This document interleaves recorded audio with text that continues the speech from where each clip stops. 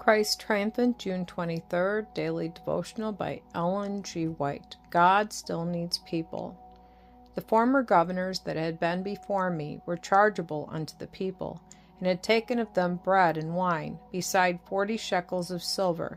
Yea, even their servants bare rule over the people. Nehemiah chapter 5, verse 15. The children of Israel were taken captive to Babylon because they separated from God, and no longer felt that it was their duty to maintain principles unadulterated by the sentiments of the nations around them. Because of their separation from God, the Lord humbled them.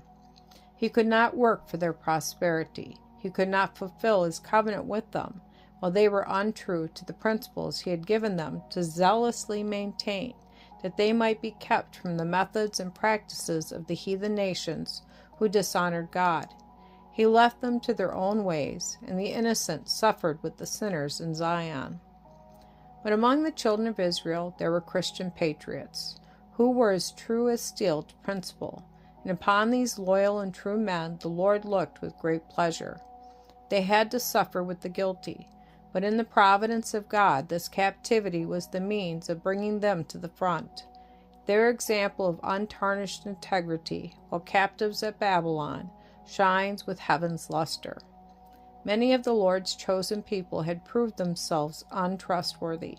They separated from God and became selfish, scheming, and dishonorable. The part acted by Daniel and his fellows, and by Ezra and Nehemiah, was in marked contrast to this, and the Lord specially blessed these men for standing firmly for the right.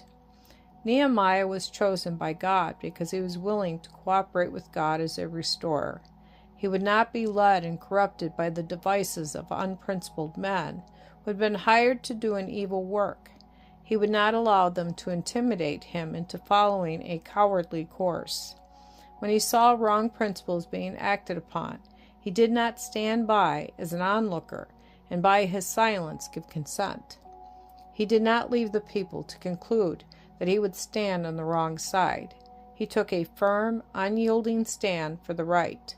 He would not lend one jot of influence to the perversion of the principles that God had established.